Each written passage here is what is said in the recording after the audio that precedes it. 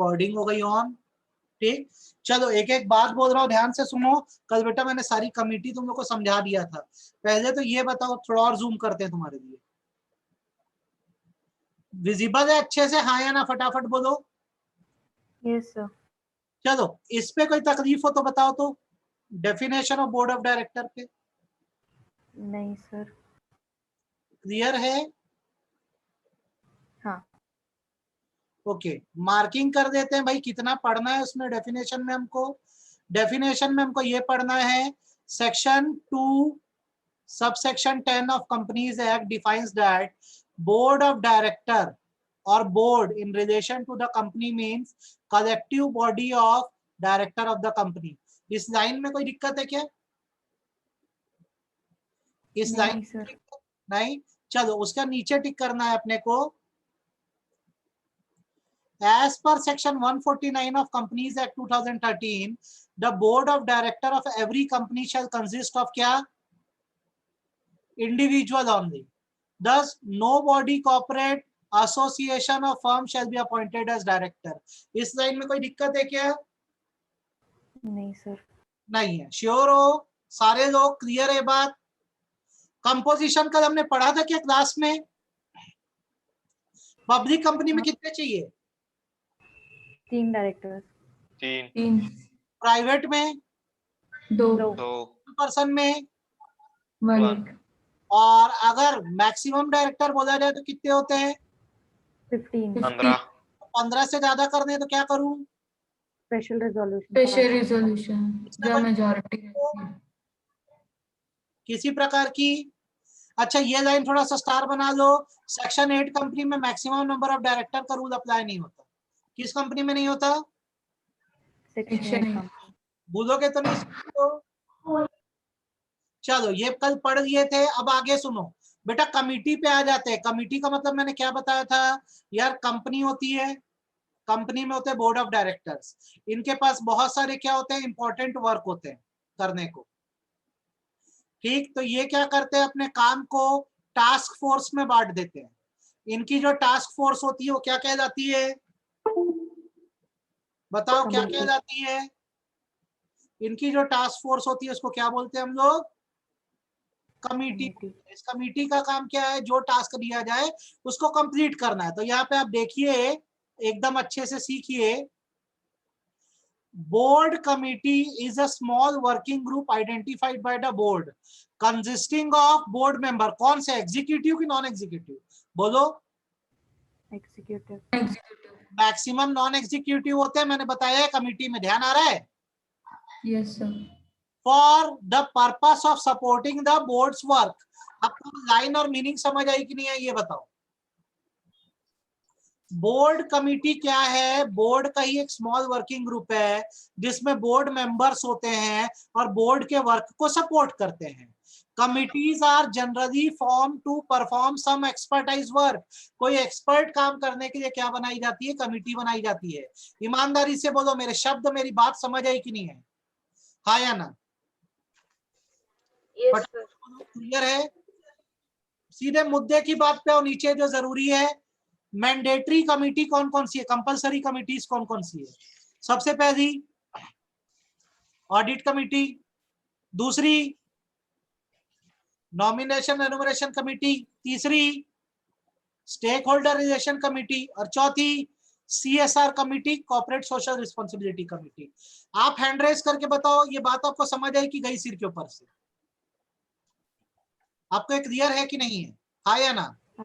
आगे sir. Yes sir. अच्छे से। Yes sir. ये 4 कमिटी कंपलसरी। अब हमको अपनी क्लास में क्या करना है? फोकस करना है एक एक कमिटी पे। जैसे अभी सबसे पहले हम क्या चालू करते हैं? ऑडिट कमिटी को। किसको? ठीक, जो कमिटी। तो बेटा वो ध्यान रखो। The committee is charge with principal oversight. Oversight word का मतलब होता है monitoring of financial reporting and disclosure and aims to enhance the confidence in the integrity of company's financial reporting। आपको मैंने कल भी ये बात बोली थी कि यार ऑडिट कमिटी जब बनाई गई है तो ऑडिट कमिटी बनाने का मेन काम क्या है? मॉनिटर करना किस चीज को मॉनिटर करना? कंपनी के फाइनेंशियल ट्रांजैक्शंस को मॉनिटर करना। आप यहाँ पे लाइन देखोगे वही दिखिए, कमिटी को किस चीज का चार्ज दिया गया है? मॉनिटरिंग का। किस चीज की? कितनी रिपोर्टिंग हो रही है फाइनेंशियल, मतलब ढंग से बैलेंस शीट बनाई जा रही है कि नहीं, P&L बनाए जा रहे हैं कि नहीं, और टाइम टाइम पे हर बात का डिस्क्लोजर हो रहा है कि नहीं हो रहा है। आप बताओ हाँ या ना करके, बात समझ आई कि नहीं? ऑडिट कमिटी क्या होता है, फटाफट बोलो। क्या आपको मतलब क्लियर है? अच्छा, कहाँ बनाना है ऑडिट कमिटी अगर बात करूं तो ध्यान में रखो, हर लिस्टेड कंपनी में। कहाँ पे? Listed company. और अगर कंपनी लिस्टेड नहीं है तो पब्लिक कंपनी, एक ऐसी पब्लिक कंपनी जिसका या तो पेड अप कैपिटल 10 करोड़ से ज्यादा है, या फिर और एनुअल सेल्स टर्नओवर 100 करोड़ से ज्यादा है, और या फिर बोरोइंग जो है 50 करोड़। वो 50 करोड़ से ज्यादा है, तो आपको वहां पर क्या करना होगा बेटा? आपको ऑडिट कमेटी बनानी होगी। क्या बनाना? आंख बंद करके इसको दिमाग में बिठा दो। कहाँ चाहिए अपने को ऑडिट कमेटी? बोलो फटाफट, कहाँ कहाँ चाहिए?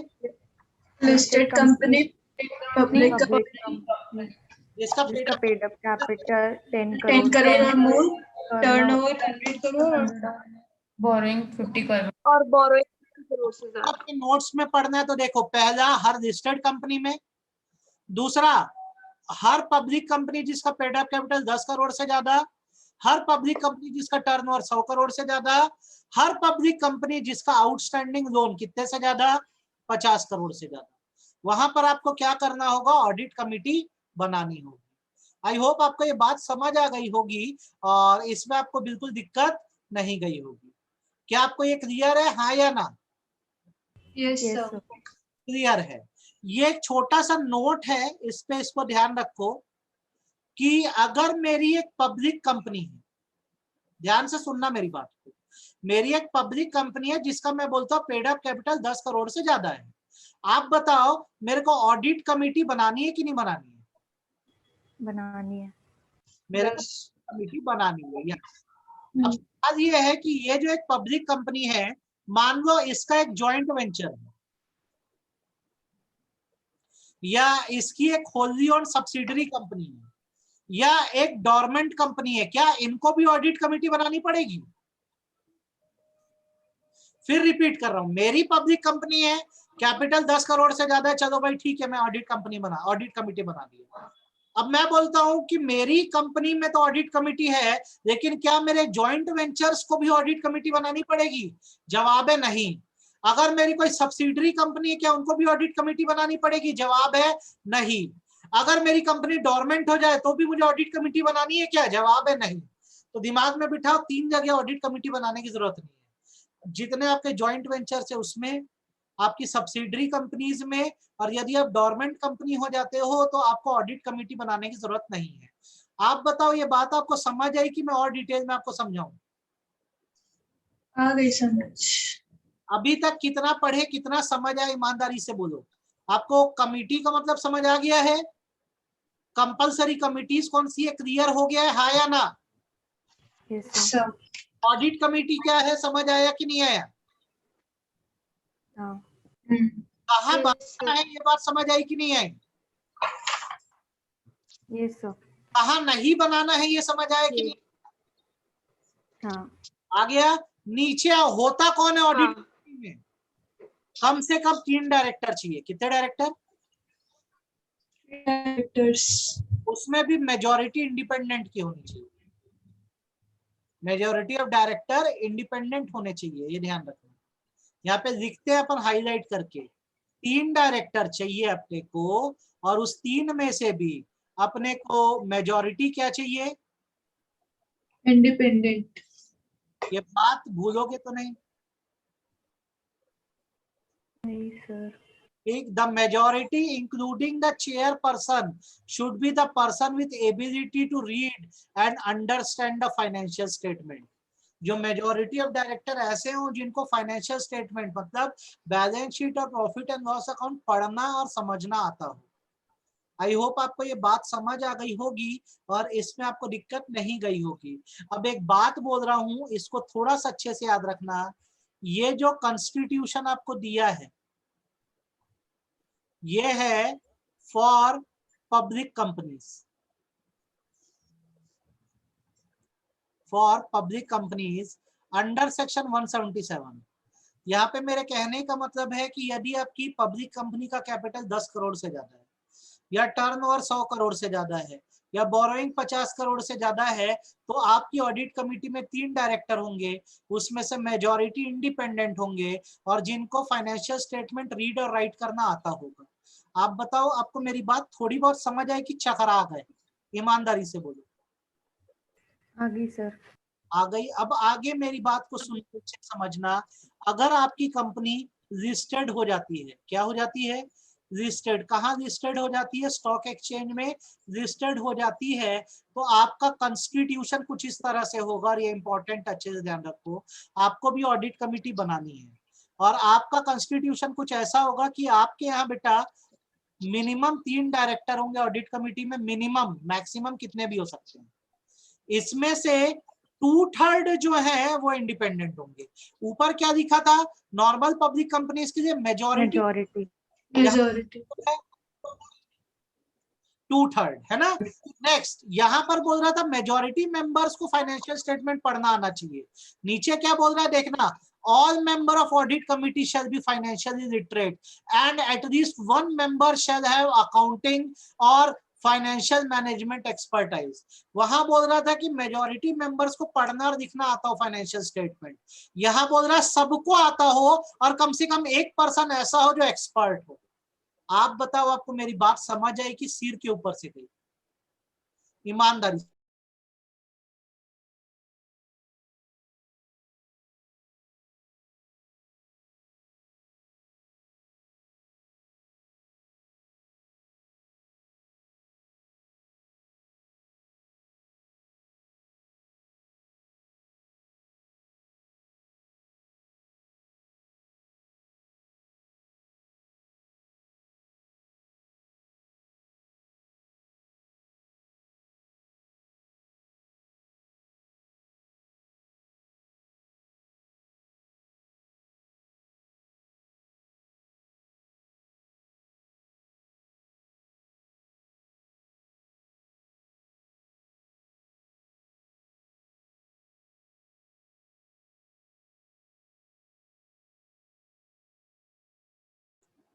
मेरी आवाज आ रही है?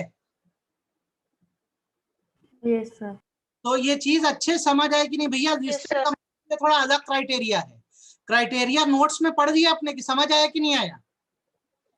आगे क्लियर है? अच्छा, ऑडिट कमेटी को साल में कितनी मीटिंग करनी है? बस इतना ध्यान रखना, 4 मीटिंग्स,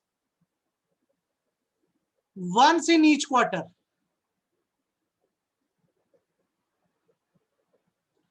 हर क्वार्टर में एक मीटिंग करनी है, साल में 4 मीटिंग करनी है। अंदर पढ़ने की जरूरत नहीं है, सिर्फ ऊपर डैश मार के लिख लो। क्लैरिटी आई? साल में कितनी मीटिंग करनी है? 4, once in each quarter। समझाना पड़ेगा और कि समझ आ गया? आगे सर। आ गया? गुड। अब इसमें जो सबसे इंपॉर्टेंट चीज बेटा तुमको पूछता है वो है फंक्शंस क्या क्या है ऑडिट कमेटी के। एक एक करके मैं सिखा रहा हूं फंक्शंस को, एकदम अच्छे से सीखना।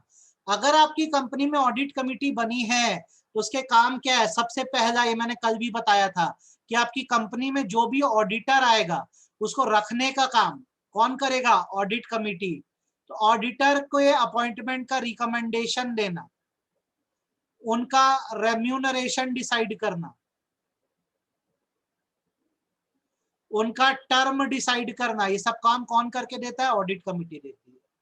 दूसरा, ऑडिटर के काम को चेक करना, उसकी इंडिपेंडेंस को रिव्यू करना, उसकी परफॉर्मेंस देखना, ये काम भी कौन करता है? Audit committee. ईमानदारी से बताओ, ये दोनों बातें समझ आए कि नहीं? ऑडिटर को लाना, उसकी सैलरी डिसाइड करना, उसका टर्म डिसाइड करना, ये काम है ऑडिट कमेटी का। दूसरा, परफॉर्मेंस देखना कि ऑडिटर कैसा परफॉर्म कर रहा है, ये काम भी किसका? ऑडिट कमेटी का। पहले बताओ, 2 फंक्शन समझ आए कि नहीं है? 2 फंक्शन समझ आए कि नहीं है? ईमानदारी से बोलो।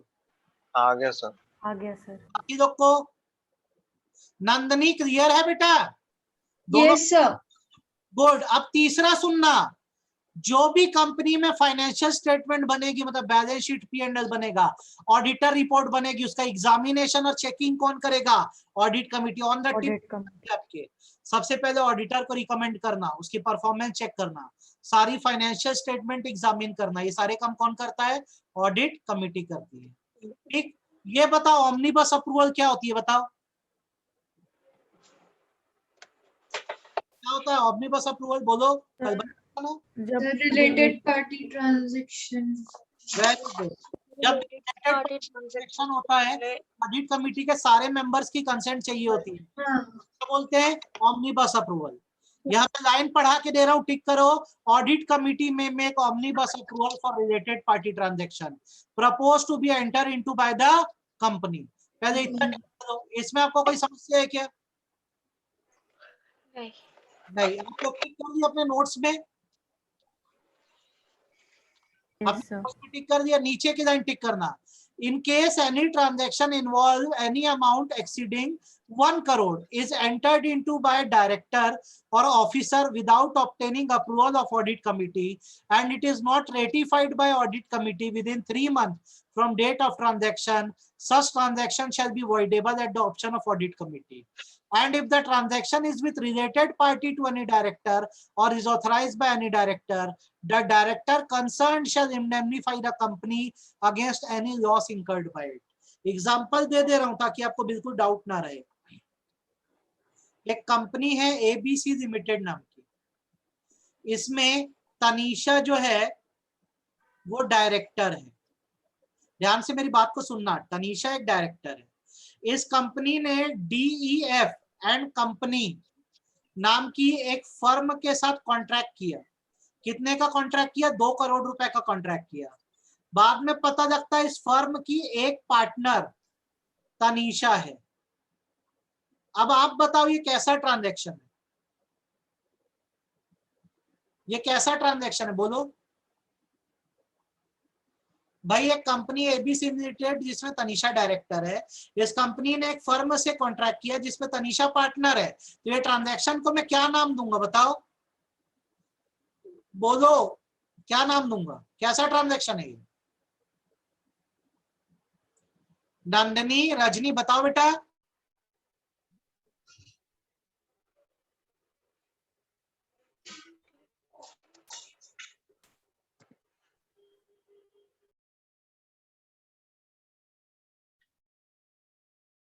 ट्रांजैक्शन को बोलो, कौन सा ट्रांजैक्शन है ये? Related Related party. party. अब क्या हो रहा है? कीमत देख लो कितनी है, 2 करोड़ का ट्रांजैक्शन है। अब क्या हुआ? तनीषा ने विदाउट ऑमनीबस अप्रूवल ये ट्रांजैक्शन कर दिया। सही किया कि गलत किया? गलत। गलत किया। तो इस पे रूल ये बोलता है कि अगर तुमने ऑडिट कमिटी से परमिशन नहीं दी है और 3 महीने बीत गए, कितने महीने बीत गए? 3 months. तो ऑडिट कमिटी इसको फ्रॉड मानेगी और ऑडिट कमिटी के ऑप्शन पर ये जो कॉन्ट्रैक्ट या ट्रांजैक्शन है वॉइडेबल हो जाएगा। और यहाँ पर अब तनीषा को पर्सनली क्या करना होगा? लॉस को इंडेमनिफाई करना लॉस को पड़ेगा। इंडेमनिफाई करना होगा। प्रोविजन अच्छे समझ आया कि नहीं आया? प्रोविजन अच्छे से समझ आया कि नहीं आया? हाँ या ना ये बोलो। आगे सर। कोई डाउट नहीं है मन में? फंक्शन रिपीट करते हैं। सबसे पहला फंक्शन क्या है? ऑडिटर को अपॉइंट करना। दूसरा उसकी परफॉर्मेंस चेक करना, फाइनेंशियल स्टेटमेंट एग्जामिन करना, ऑमनीबस अप्रूवल देना। जितना टिक करा रहा हूं उतना ही पढ़ना। इतना समझ आ गया कि नहीं आया? ये मैंने भी काटा, आप भी काट दो। कितना क्लैरिटी है? अच्छे समझ आया कि आधा अधूरा आया? बोलो हाँ या ना। Yes, sir. आगे आगे। आवाज में डिस्टरबेंस तो नहीं है? नहीं सर। नहीं। चलो ये हो गया फंक्शंस और रोल खत्म। नीचे आते हैं विजिल मैकेनिज्म पर। आप बताओ क्या मतलब होता है इसका? विजिल मैकेनिज्म का मतलब क्या होता है? विसल सर ब्लोअर प्रोटेक्शन देना, प्रोटेक्शन देना। विसल ब्लोअर्स को प्रोटेक्शन देना। सबसे पहले तो तुम क्या पढ़ोगे कि भाई कहाँ विजिल मैकेनिज्म बनाना जरूरी है, तो हर रजिस्टर्ड कंपनी में विजिल मैकेनिज्म होना चाहिए। दूसरा, कुछ क्लासेस ऑफ कंपनीज में तो एकदम कंपलसरी किया गया है, वो कंपनियां जिन्होंने पब्लिक से डिपॉजिट एक्सेप्ट किया है, मतलब लोन लिया है, या फिर वो कंपनियां जिन्होंने बैंक या फाइनेंशियल इंस्टीट्यूशन से 50 करोड़ रुपए से ज्यादा मनी बोरो किया है। कितना मनी बोरो किया है? 50 करोड़ से। वहां पर क्या है, विजिल मैकेनिज्म बनाना कंपलसरी कर दिया, विजिल मैकेनिज्म कंपलसरी कर दिया कि भाई वहां ऑडिट कमेटी को विजिल मैकेनिज्म बनाना ही होगा। अब क्या करेगा विजिल मैकेनिज्म? तो vigil mechanism setup as above shall provide for adequate safeguard against victimisation of person who use such mechanism and make provision for direct access to chairperson of audit committee in appropriate or exceptional cases। देखो एकदम line को अच्छे समझो, क्या लिखा हुआ है? Vigil mechanism इसलिए सेट किया गया है ताकि लोगों के विक्टिमाइजेशन को, प्रताड़ना को रोका जा सके, और जिसको भी कंप्लेंट करनी हो डायरेक्टली जाके किसको कर सकता है? ऑडिट कमेटी के चेयरपर्सन को। ईमानदारी से बताओ कितना क्लियर है? Yes sir. नीचे एक और बार फिर से बोलूं, यहां पे मैं लिख देता हूं, विजिल मैकेनिज्म क्यों बनाया गया? इसलिए ताकि सेफगार्ड किया जा सके। किसका सेफगार्ड किया जा सके? उन लोगों का जो किस कैटेगरी में, इनका विक्टिमाइजेशन क्या रोका जा सके? विक्टिमाइजेशन। ठीक है, और किसी को भी कंप्लेंट करनी हो तो किसके पास जाके कर सकता है? ऑडिट कमेटी के चेयरपर्सन। बताओ, कल भी ये बात क्लास में मैंने बोली थी कि नहीं बोली थी, ये बता दो। आगे पढ़ो। The companies which are required to constitute audit committee, जिन कंपनियों को ऑडिट कमिटी बनाना है, shall oversee the vigil mechanism through the committee, and if any of the member of the committee have a conflict of interest, they should rescue themselves and other on the committee would deal with the matter on the hand। मान लो पापी जो है वो audit committee का chairman ही निकला, तो फिर क्या करोगे? उसको अलग हटा दोगे और बाकी जो ऑडिट कमेटी के मेंबर हैं वो इस मैटर को हैंडल करेंगे। आपको मेरी बात समझ आई कि सिर के ऊपर से गई? मैं दोबारा रिपीट करूं कि समझ आ गया? आ गया सर। अच्छा, आगे सुनो। जिन कंपनियों में ऑडिट कमेटी नहीं बनाना है, बोर्ड क्या करेगा? वहां पर एक डायरेक्टर को नॉमिनेट कर देगा कि वो कंपनी में विजिल मैकेनिज्म चलाने का काम करे। जिसको भी दिक्कत होगी या जिसको भी विसल ब्लो करनी है, वो उस डायरेक्टर को जाके क्या करेगा? कंप्लेंट कर देगा। और इस डायरेक्टर की रिस्पॉन्सिबिलिटी होगी कि वो ऐसे पर्सन को बचाए। कितना क्लियर है? Yes sir. अच्छे से? हाँ। कोई समस्या, डाउट? No sir. एकदम क्लैरिटी है जो पढ़ाया अभी तक? हाँ। तो पूरा ऑडिट कमेटी यहाँ पे जाके खत्म हो गया। इसकी रिकॉर्डिंग भी भेजूंगा मैं, इसको एकदम अच्छे से पढ़ लो। पूरा ऑडिट कमेटी खत्म करा दिया मैंने।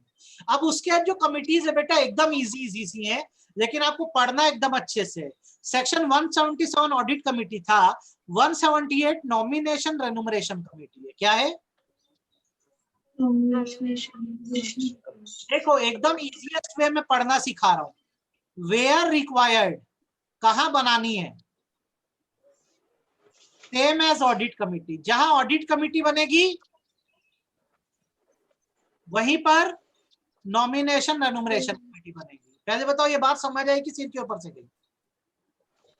समझ आ गई। कंस्ट्रक्शन क्या होगा? मिनिमम 3, इसका थोड़ा ध्यान से सुनना, मिनिमम 3 नॉन एग्जीक्यूटिव डायरेक्टर।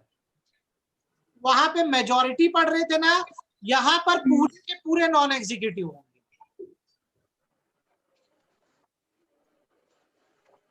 पहले तो बात दिमाग में बैठी कि नहीं बैठी? बैठ गई। आगे सुनिए। The nomination and remuneration committee helps the board of director in preparations relating to election of member of the board of director and in handling matter within its scope or responsibility that relates to condition of employment and remuneration of senior management. इतनी line टिक करो. Nomination remuneration committee board of director की किस चीज में help करती है? Number 1, अच्छे directors को इलेक्ट करने में. नंबर 2, उनका एम्प्लॉयमेंट टर्म क्या होगा.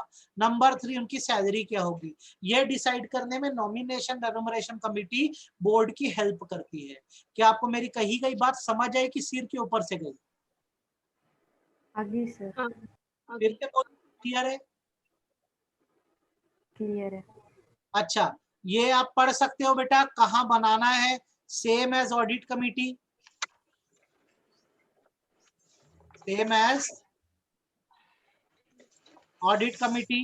कहाँ रूल अप्लाई नहीं होता? तो जॉइंट वेंचर पे, होली ऑन सब्सिडरी पे और डोरमेंट कंपनी पे. ये बात समझ आई कि नहीं है? ये बताओ. हाँ, कॉन्स्टिट्यूशन क्या होगा बेटा? कितने नॉन एग्जीक्यूटिव डायरेक्टर चाहिए? मिनिमम 3. 3. ये टिक कर दो. कोई मन और जीवन में समस्या? किसी प्रकार की कोई छोटी मोटी बड़ी समस्या हो तो बताइए. ये क्लियर है? फंक्शन पे आ जाओ भैया. क्या फंक्शन है? तो सबसे पहला पॉइंट नंबर 1, कमिटी जो है वो आइडेंटिफाई करेगी कि कंपनी में कौन डायरेक्टर बन सकता है और सीनियर मैनेजमेंट में अपॉइंट हो सकता है. मैं जितना टिक कर रहा हूं आप भी उतना टिक करो. Committee shall identify the person qualified to become director and may be appointed in senior management. Point समझ आया कि सिर के ऊपर से गया? कमिटी करेगी कि कौन डायरेक्टर है. पॉइंट नंबर 2 टिक करना. The committee shall formulate the criteria for determining qualification, positive attribute, attribute मतलब quality and independence of director. ये डिसाइड करेंगे कि भाई क्या क्वालिफिकेशन होनी चाहिए डायरेक्टर की. हमको पता है जनरली क्वालिफिकेशन कौन से सेक्शन में दी हुई है बताओ. डिस्क्वालिफिकेशन कौन से सेक्शन में दी हुई है? 164. उसके अलावा भी इनको कुछ पॉइंट्स रखने हो तो ये रख सकते हैं. ये आपका सेकंड पॉइंट बना फंक्शन का. तीसरा, जब ये सैलरी डिसाइड कर रहे होंगे डायरेक्टर्स की तो कुछ बातों को ध्यान रखेंगे. सबसे पहला, the level and composition of remuneration is reasonable and sufficient to attract, retain and motivate the director. भाई आप जिस लेवल के डायरेक्टर हो आपकी सैलरी जो है उस लेवल से मैच करनी चाहिए. एग्जाम्पल के तौर पे अगर एक डायरेक्टर है, आपको क्या लगता है कितनी सैलरी कम से कम होनी चाहिए? कितनी होनी चाहिए? 1 लाख. अब मैं किसी डायरेक्टर की 10,000 रुपए महीना सैलरी रखूंगा तो रहेगा क्या मेरे यहाँ? नहीं. छोड़ दे. नहीं. नॉमिनेशन रेन्यूमरेशन कमेटी को ये देखना होता है कि जिस लेवल पे पर्सन है उसकी सैलरी कैसी होनी चाहिए, उसी हिसाब से होनी चाहिए. सेकेंड थिंग ये देखना होता है कि परफॉर्मेंस के साथ रेन्यूमरेशन एकदम फिक्स हो. जितनी बेहतर परफॉर्मेंस उतना अच्छा रेन्यूमरेशन. ईमानदारी से बताओ ये बात समझ आई कि नहीं आई? जितनी अच्छी परफॉर्मेंस होगी उतना अच्छा क्या मिलेगा? रेम्यूनरेशन. भैया तीसरा पॉइंट काट दो. इतना मार्किंग हो गई क्या आपके में? आपको समझ आ गया कि नहीं है ये बताओ. Yes sir. भाई अब देखो आपने ऑडिट कमेटी कर दी, नॉमिनेशन रेन्यूमरेशन कमेटी कर दी. अब इसके बाद तीसरी आती है स्टेक होल्डर रिलेशन कमेटी. कौन सी कमेटी? Stake holder. अभी भी याद रखना किसी भी कंपनी में अगर 1000 से ज्यादा स्टेक होल्डर है, कितने से ज्यादा? 1000 से ज्यादा स्टेक होल्डर है तो वहां पर आपको स्टेक होल्डर रिलेशनशिप कमेटी बनानी होगी. क्या बनानी होगी? Stakeholder relationship committee. अब काम पढ़ लो एकदम अच्छे से. क्या है इनके काम? सबसे पहला रिजॉल्व ग्रीवेंस. किसी की भी शिकायत हो तो उसको ये क्या करते हैं? सॉल्व करते हैं. दूसरा, यूज ऑफ वोटिंग राइट. ये इंश्योर करते हैं कि हर शेयर होल्डर आके मीटिंग में क्या करे? वोटिंग जरूर करे.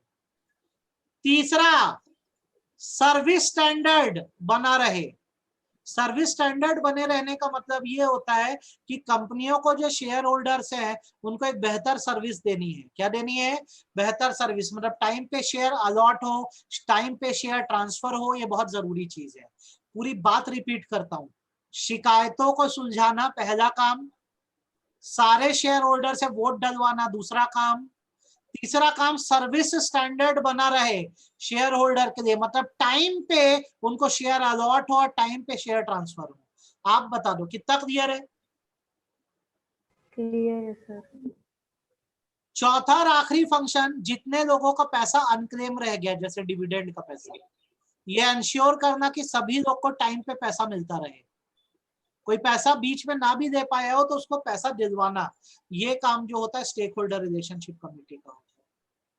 आपको ये चारों एकदम दिमाग में बैठ जाने चाहिए। पहला, resolving the grievances of security holder of listed company, शिकायतों को सुलझाना, review of measure taken for effective exercise of voting right, ये इंश्योर करना कि सब लोग टाइम पे बराबर वोटिंग करें, रिव्यू ऑफ अडेरेंस, अडेरेंस मतलब फॉलो करना होता है, to the service standard adopted by listed company in respect of various services, एकदम बेहतरीन सर्विसेज देना, और चौथा, जिनका पैसा अनक्लेम्ड है उनको पैसा दिलवाना। आप बताओ, आपको ये चारों पॉइंट समझ आया कि सिर के ऊपर से गए? आपको ये चारों आगे सर। है कि सिर के ऊपर से गए? सब लोग हैंड रेस करो अगर जितना पढ़ा है समझ आ गया है तो। हैंड रेस करो जितना पढ़े हो समझ आ गया है कि नहीं। आरजू ने किया, अंकिता ने किया, बाकी लोग? रजनी कितना क्लियर है? पूरा क्लियर है सर। मार्किंग हो गई, पूरा मैच कर दिए? Yes sir. तनिषा, क्लियर है सर। Shruti, clear sir. इतनी मार्किंग हो गई। अब जैसे इतना पढ़ दिए तो इसके बाद तुम क्या करना, बस ये आज नाम याद कर देना कि अदर बोर्ड कमिटीज कौन कौन सी होती है।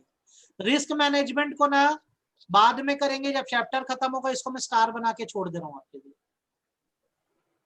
नहीं दिमाग लगाएंगे। अभी जो फोकस करने वाले उस पर अच्छे से पढ़ेंगे। अदर कमिटीज के नाम रट लो, ये कई बार क्वेश्चन आपको 4 नंबर या 5 नंबर में पूछ देता है कि अदर टाइप्स ऑफ कमिटीज कौन सी होती है कंपलसरी कमिटी के अलावा। तो देखो कंपलसरी कमिटी क्या क्या है, audit committee, nomination enumeration committee, stakeholder relationship committee, CSR committee.